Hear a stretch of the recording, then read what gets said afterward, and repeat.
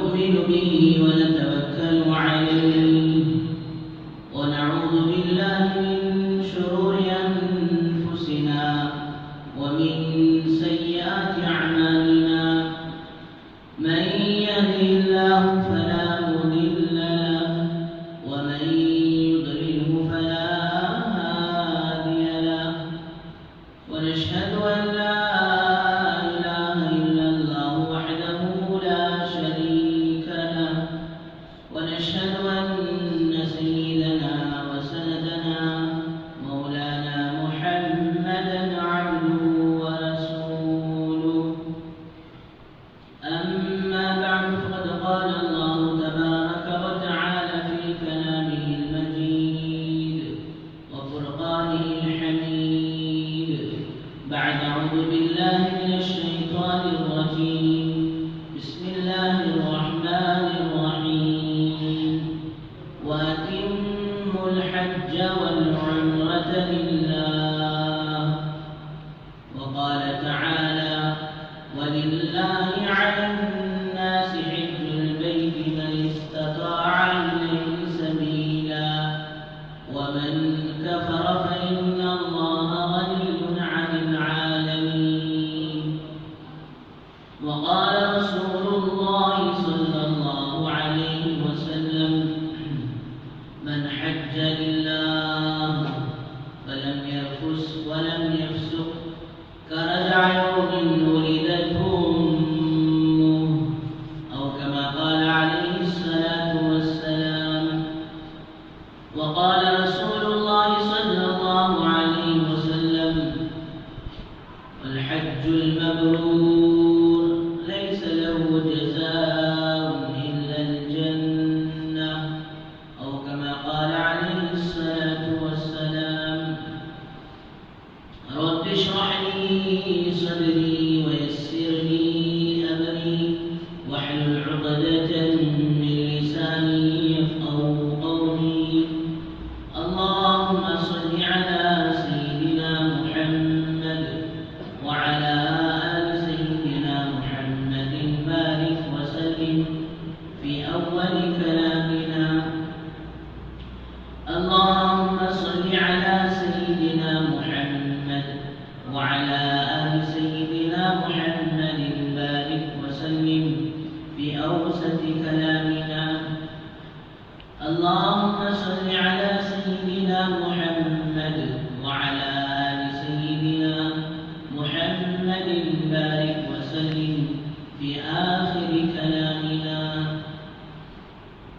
بزرگان محترم و معزز سامعین کرام اللہ جل جلالہ والوں کا بے پناہ فضل و کرم ہوا کہ اللہ تبارک و تعالیٰ نے ہم سب کو اپنے گھر تک آنے کی توفیق نصیب فرمائی اور درود و سلام نازل و آقا مدنی تاجدار مدینہ احمد مصطفیٰ محمد مصطفیٰ صلی اللہ علیہ وسلم کے ذات عالی پر بزرگوں دوستوں گزشتہ چند جمعوں سے حج کے عنوان پر چند باتیں سامنے آتی رہی دعا فرمائے اللہ تعالیٰ ہم سب کو اپنے گھر کے حاضری کی حج بیت اللہ کی توفیق و سعادت نصیب فرمائے اور انسان کے لوگ حج کے لیے جانے اللہ سب کے حج مقبول و مبرور بنائے ہمارے مرکز شریعت میں مرکز سلطان شاہ کے بزرگ ہمیشہ اجتماع کے موقع پر کہا کرتے تھے ایمان والا صحیح معنی میں سچے دل سے طلب کے ساتھ شوق کے ساتھ جذبے کے ساتھ جب دو نیتیں کرتا ہے تو اللہ جل جلالہ والوں ان کی زندگی کا تجربہ بیان کرتے ہیں کہ ایمان والا جب دو نیتیں صحیح معنی میں کرتا ہے تو اللہ پاک ان دو نیتوں کو ضرور قبول کرتے ہیں ایک نیت تو پہلے فرماتے اللہ کے راستے میں جانے کی ایمان والا نیت کرے کہ مجھے اللہ کے راستے میں جانا ہے اللہ کے دین کو سیکھنا ہے دین کے مطابق زندگی گزارنا ہے اور یہ دین دوسروں تک مجھے پہنچانا ہے۔ جب اس بات کی نیت کرتا ہے تو دوستو اللہ اس کی نیت کو قبول کرتے ہیں۔ دوسری نیت فرماتے کہ ایمان والا اللہ کے گھر کو حاضری دینے کی حج بیت اللہ کی نیت کرتا ہے تو اللہ پاک اس کی اس نیت کو بھی ضرور پورا کریں گے اور قبول کریں گے۔ اور باقی تقریباً 10 مہینوں میں حج کی کوئی بات دوستو، حج کے سفر کے تعلق سے کوئی خیال اتنا زیادہ اور شوق اتنا زیادہ، محبت اتنی زیادہ اور دنوں میں نہیں ہوتی جن دنوں میں حجاج کرام کے جاتے ہوئے اس منظر کو دیکھ کر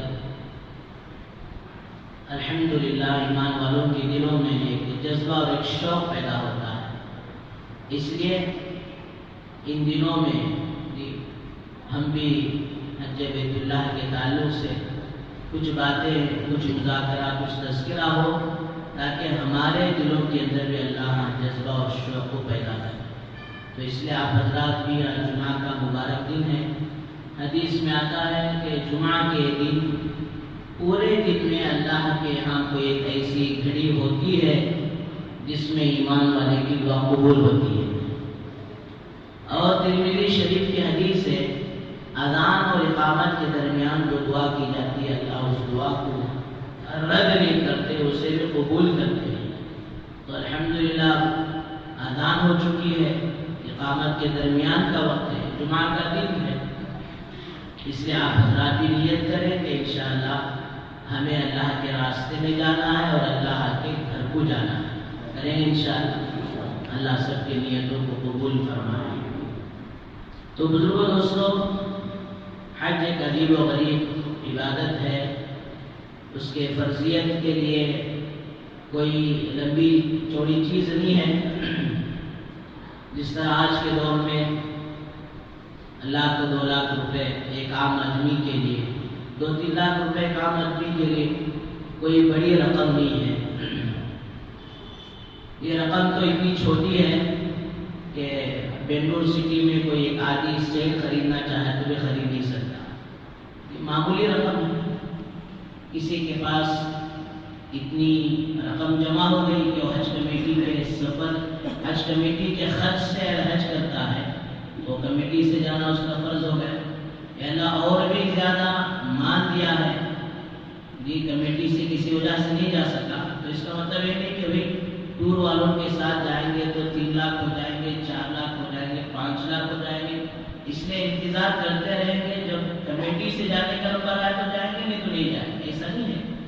جس کے پاس اتنی ہی رقم ہے وہ حج کمیٹی سے جانے کا انتظار کریں، جسے اللہ نے اور توفیق دی ہے تو اب دوستوں اسے اور زیادہ ہمت کر کوشش کر کمیٹی سے نہ صحیح ٹور سے ہی صحیح ہو جاتا۔ ہاں، ٹور کا کوئی نظام نہیں ہے جی، پرائیویٹ ٹوروں کا کوئی نظام نہیں ہے، صرف حج کمیٹی ہی ہوتی، نمبر نہیں لگا تو اس کے عضو مانا جاتا۔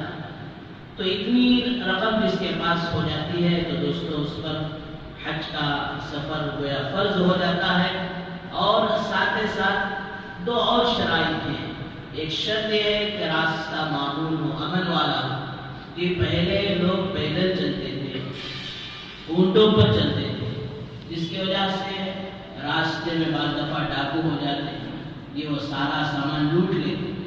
آج تو ان ڈاکوؤں کا کوئی پریشانی کا معاملہ اور مسئلہ ہی نہیں رہا۔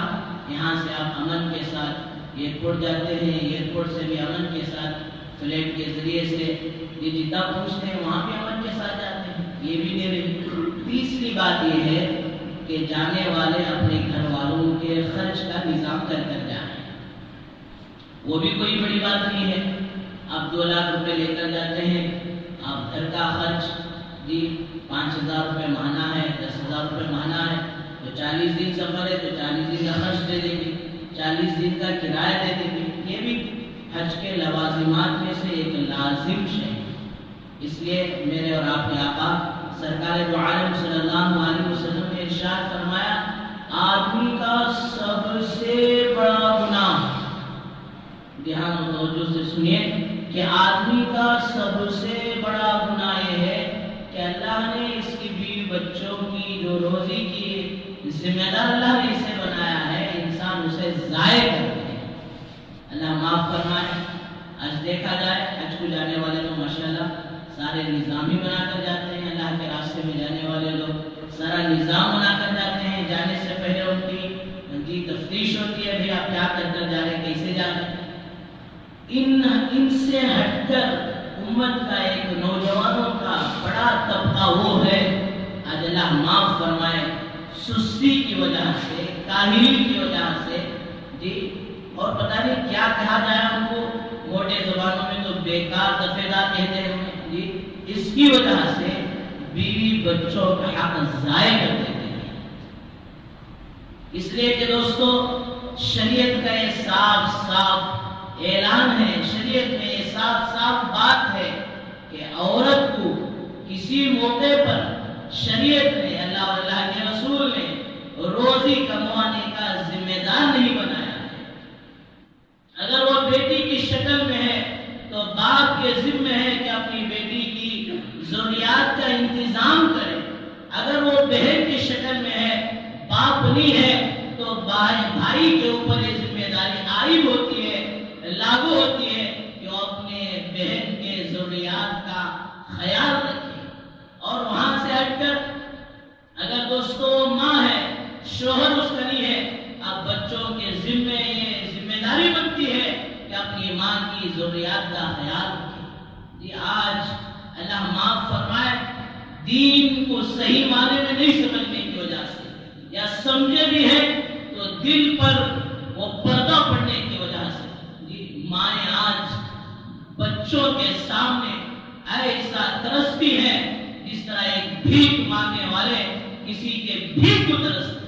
اللہ حفاظت فرمائے، اللہ معاف فرمائے۔ کتنی کارگزاری آتی ہے کہ مائیں بچوں سے ترستی ہیں، بیٹا میرے ٹابلیٹ کے لیے پیسے دیتے ہیں، میں کھانے کے بارے میں نہیں، جو تیری بیوی بچا بچا دال دے وہ کھا کے تو گزارا کر دوں گی، لیکن بیٹا گولیاں کون پھینکے گا کہ میں اٹھا کرتا ہے۔ اللہ حفاظت فرمائے۔ ایک ماں جو 7 بچوں کی، 4 بچوں کی بآسانی پرورش کر لیتی ہے، وہ 4 بچے دوستو ایک ماں کو سنبھال نہیں سکتی۔ قرآن مجید میں اللہ نے صاف فیصلہ کیا، وَقَضَىٰ رَبُّكَ أَلَّا تَعْبُدُوا إِلَّا إِيَّاهُ، یہ پکی بات ہے، اٹکل اللہ کا فیصلہ ہے، عبادت صرف اللہ ہی کی ہوگی۔ کیا مقام مرتبہ بتایا، کہاں اللہ کی ذات وحدہ لا شریک لہ، پھر اس کے ساتھ ساتھ اللہ کہتے ہیں وَبِالْوَالِدَيْنِ إِحْسَانًا، والدین کے ساتھ حسن سلوک کرو۔ دوستو ایک ایسا امر ہے، ایسا حکم ہے کہ نبی کہتے ہیں وَبَرًّا بِوَالِدَتِي، وَبَرًّا بِوَالِدَتِي، عیسیٰ علیہ السلام کہہ رہے ہیں اور انبیاء علیہ السلام کہہ رہے ہیں کہ میں اپنے والدین کے ساتھ نیکی کا برتاؤ کرتا ہوں۔ اس لیے بزرگوں بہت زیادہ حقوق العباد کا خیال رکھنا ہے۔ حج پر اگر اس مجمع میں کوئی لوگ جانے والے ہیں تو ان سے میری عاجزانہ مؤدبانہ گزارش ہے، جس کا حق آپ نے ضائع کیا ہے ان کے حق کو ادا کر کر جائیں۔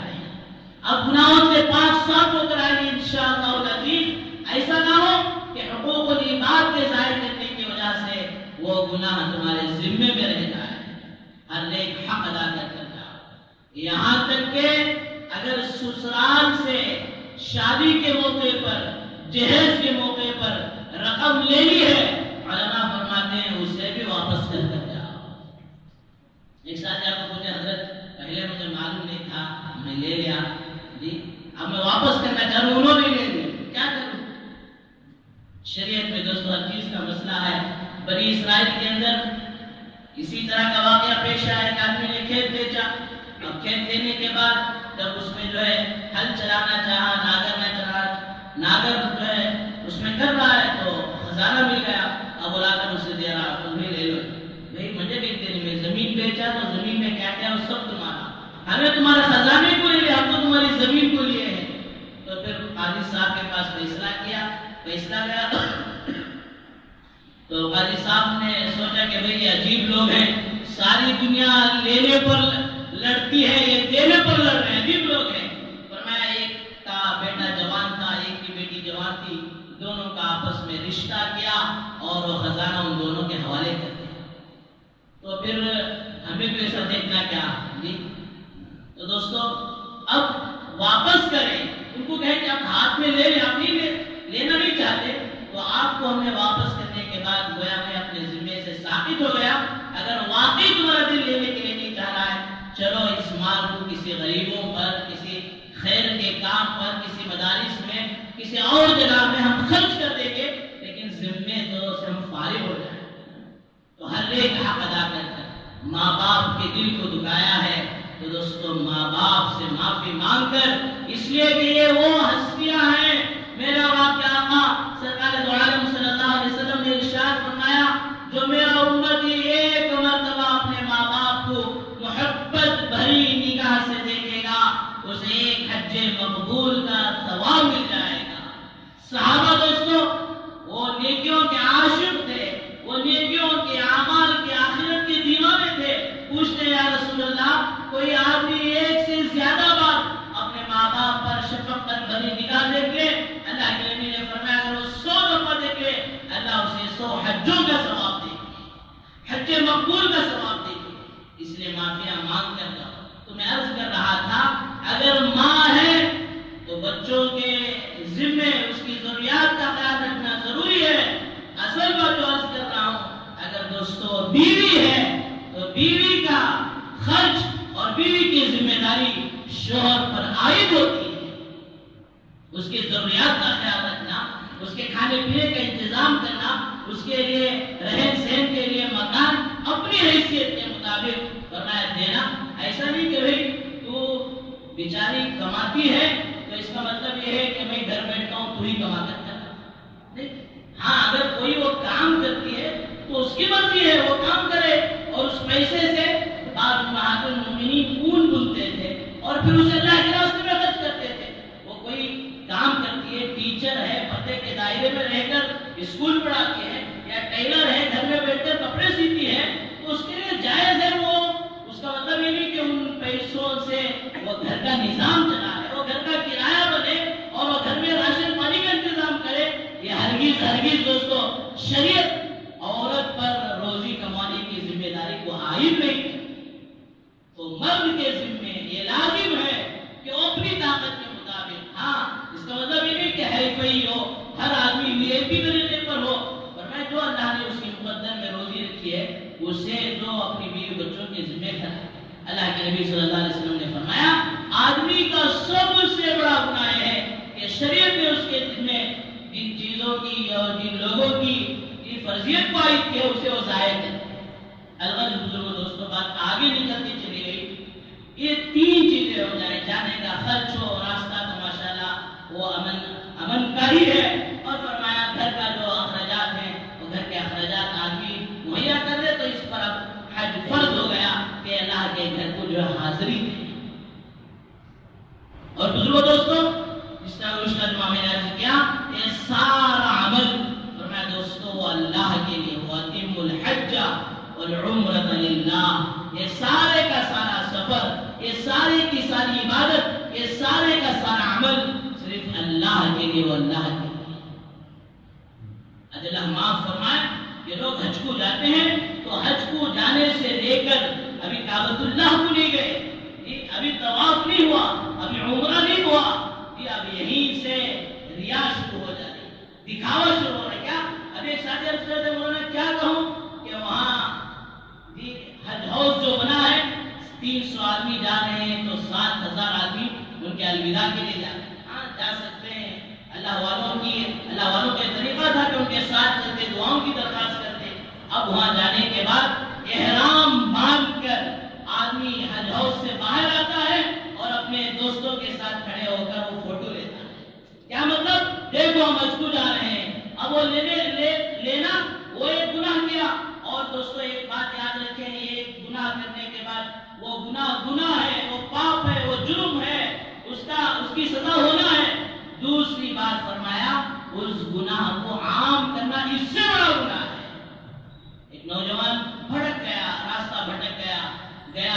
فلم دیکھ ڈالیا، آنے کے بعد توبہ کرنا تھا، معافی چاہنا تھا، اللہ کہیں اس حالت میں میری موت نہیں آئی کہ اب گناہوں سے توبہ کرنا تھا، معافی مانگنا تھا، بجائے یہ کرنے کے پورے دوستوں کو بٹھا کر وہ اسٹوری بول رہا، کیا تھا معلوم، کیسا تھا معلوم، مجھے ٹکٹ نہیں ملتی تھی، کیسا کیسا گھس کو گیا معلوم۔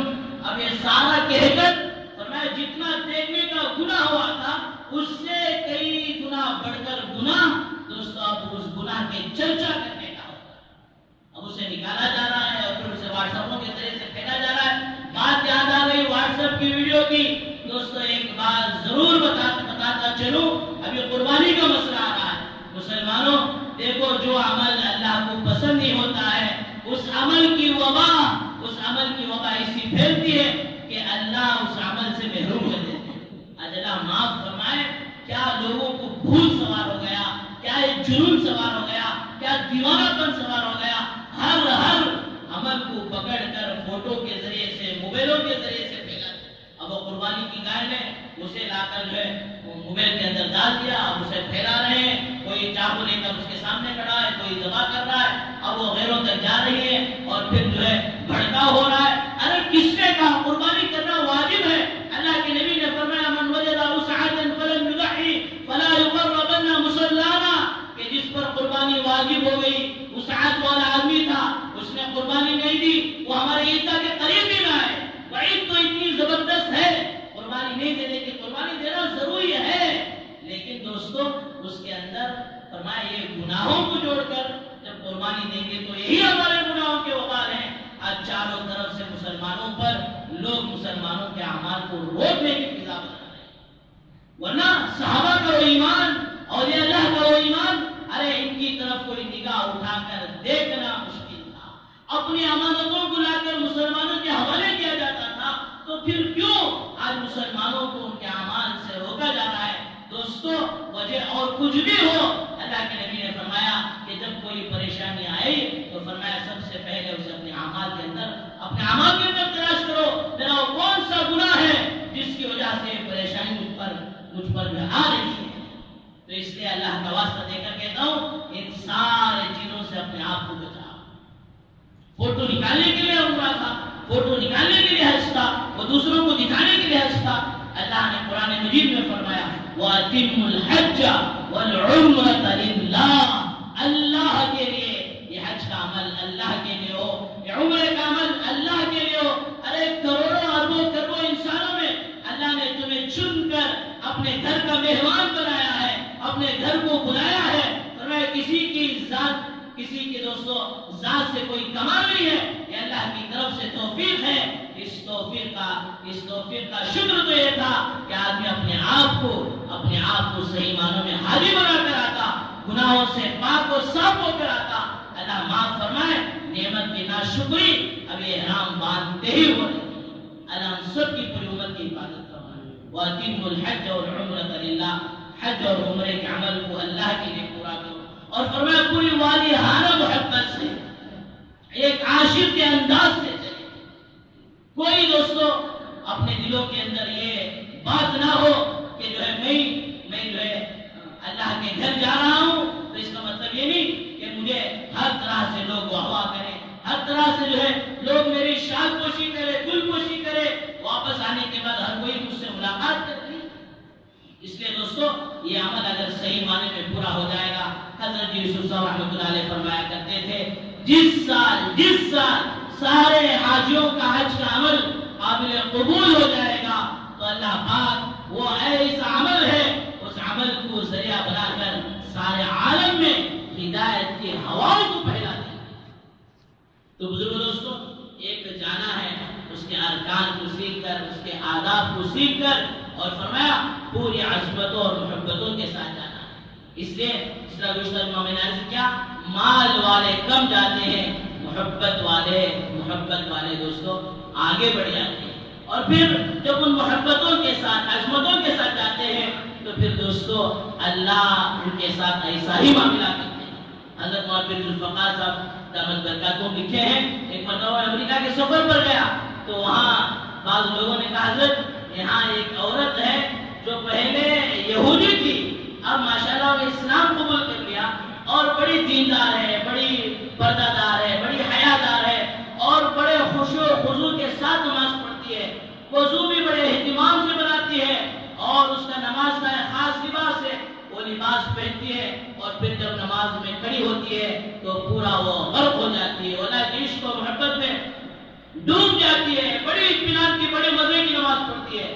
تو پھر حضرت کے پہنچنے پر اس عورت نے جو ہے حضرت سے کچھ دینی باتیں معلوم کی، پردے میں بیٹھ کر تقریباً 2 گھنٹے تک وہ سوال کرتی رہی، دین کے تعلق سے، اسلام کے تعلق سے جانتی رہی۔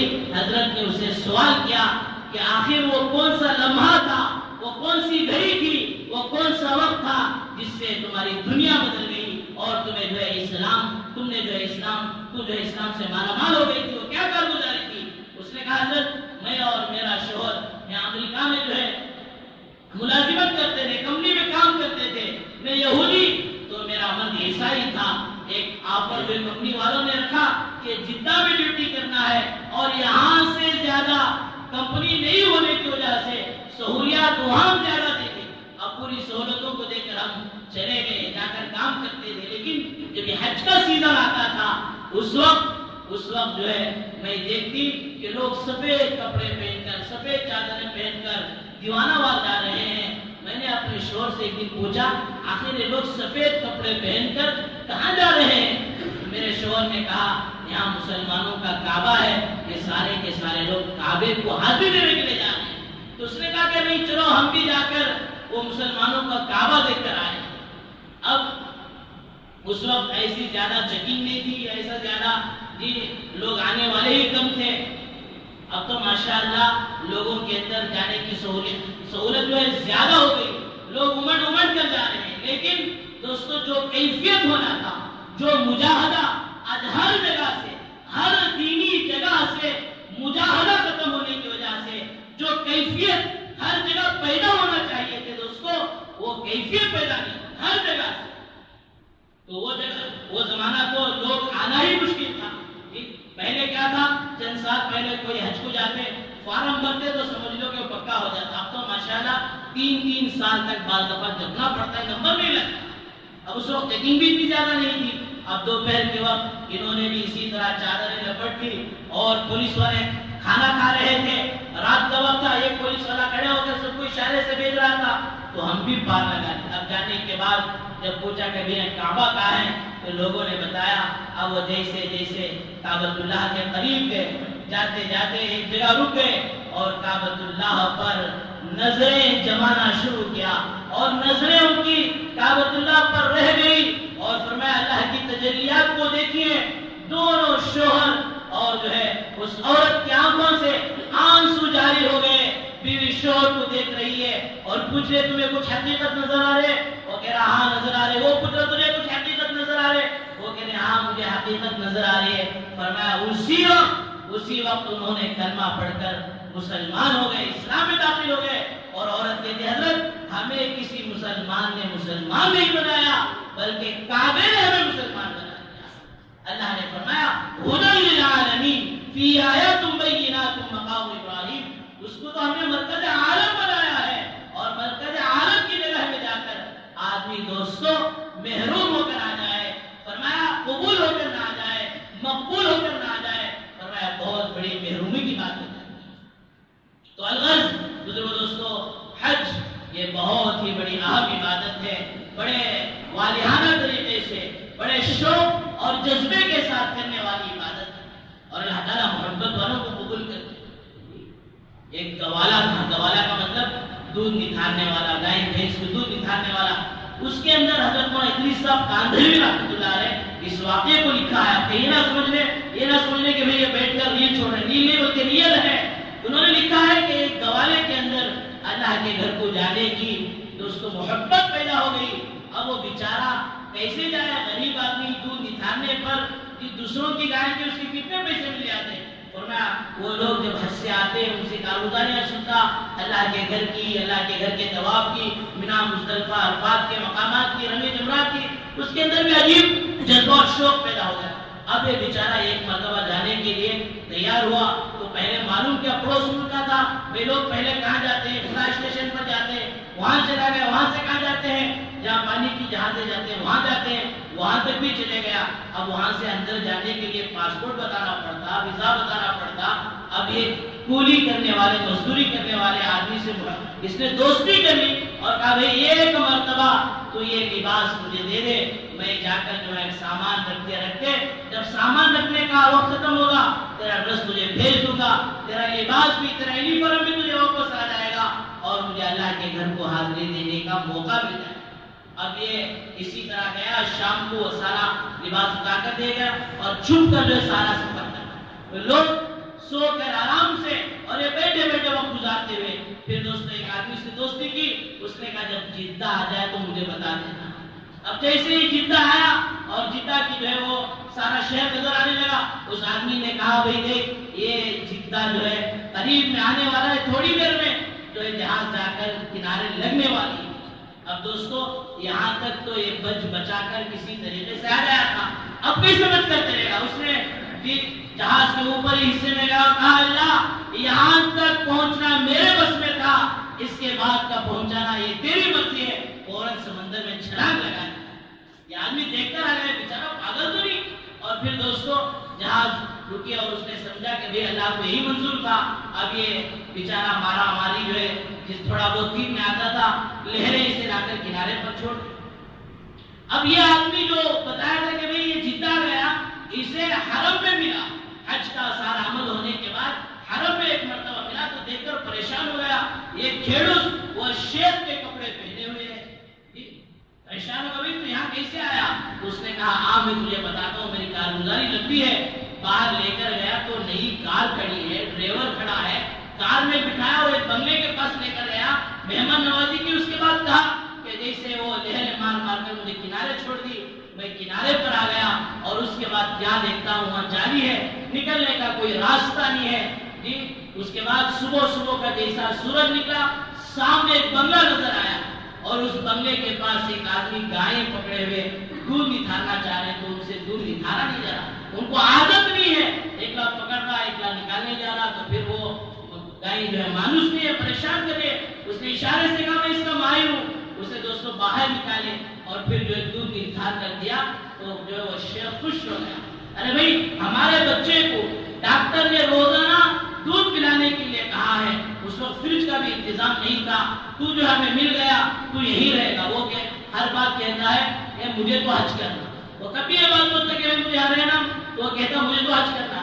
کہا جو تجھے ہم حج بھی کرائیں گے، ہمیں تجھے گھر دیں گے، ڈرائیور دیں گے، نوکر دیں گے، گاڑی دیں گے، سب دیں گے، تو ہمارے بچے کی خدمت کر۔ تو فرمایا کہ اللہ نے اس محبت کو ذریعہ بنایا اور یہاں تک کہ وہ شیخ جو ہے سی پارٹ ڈپارٹمنٹ کا ڈائریکٹر تھا، تو اس نے میرے بیوی بچوں کو سب کو بلا دیا۔ تو علماء نے لکھا ہے اس دیوانے کے اندر اللہ کے گھر کی دیوانہ اور محبت تھی، جس کے صدقے میں اللہ نے اسے قبول کر لیا۔ تو بزرگوں دوستو اصل میں حج کے 5 ایام عرض کرنا تھا، وہ آج بھی رہ گئے انشاءاللہ۔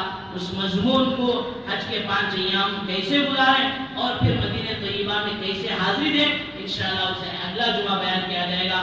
دوسری بات اس موقع پر اعلان یہ بھی کرنا ہے کہ آنے والے منگل کو 15 اگست مسلمانوں کی، خصوصاً علماء دیوبند کی، حضرات علماء کی، دوستو اس ملک کو آزاد کرنے میں بڑی قربانیاں لگی ہیں کہ کتنے علماء کی پھانسی پر دوستو سولی پر جو پھانسی دی گئی ہے، فرمایا اللہ کے نبی صلی اللہ علیہ وسلم نے وطن سے محبت کرنا یہ بھی ایمان کی علامت ہے۔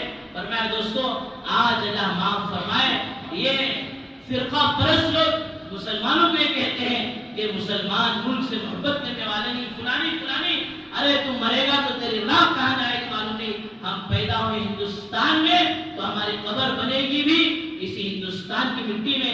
اس لیے علامہ اقبال نے کہا تھا سارے جہاں سے اچھا ہندوستان۔ یہ تو دوستو بزرگوں فرمائے 15 اگست کے موقع پر جہاں تمہیں کسی مدارس میں اگر یوم آزادی کا جلسہ ہوتا ہے، ہم سب سے بڑے اس کے حقدار ہیں، اس ملک کو، ملک کے باشندوں کو مبارکباد پیش کرنے کے، اس لیے کسی مدارس میں کسی اور جگہ میں یوم آزادی کا جلسے کا موقع ہوتا ہے، جمعیت علماء ہند کہہ رہے ہیں کہ امن مارچ نکالنے کا اگر موقع ملے تو دوستو اس میں ضرور حصہ لیں اور ان دشمنوں کو بتائیں کہ تم سے زیادہ ہم جو ہے اس ملک سے محبت کرنے والے ہیں۔ اور تیسری بات دوستو، قربانی کے ایام قریب آ رہے ہیں۔ اس طرح میں نے بیانی کے درمیان میں کہا، کوئی اگر اپنے جانوروں کو ذبح کرے تو اللہ کے لیے کرے، اسے شو کرنا، اسے بتانے کرنا، اس کے چرچے کرنا اور خواہ دوسروں کو جو ہے وہ ویڈیو کے ذریعے سے بھیجنا اور ایک طرح کی وبا بنانا، فضا بنانا، اس طرح کے کام نہ کریں۔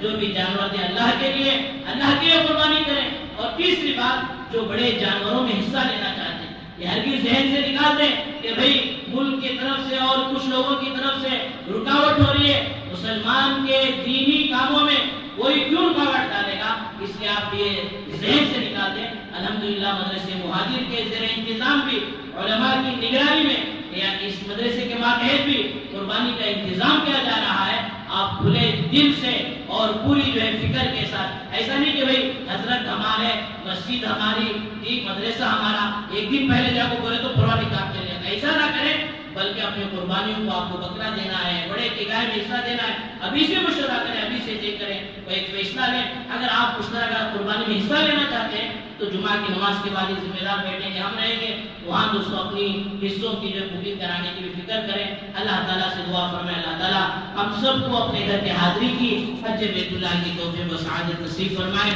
جن کے لوگ مثال جا رہے ہیں ساروں کے حج کو اللہ حج مقبول و مبرور بنائے، اس عمل کو ذریعہ بنا کر اللہ سارے عالم میں امن و ہدایت کے فیصلے فرمائے۔ وآخر دعوانا الحمدللہ رب العالمین۔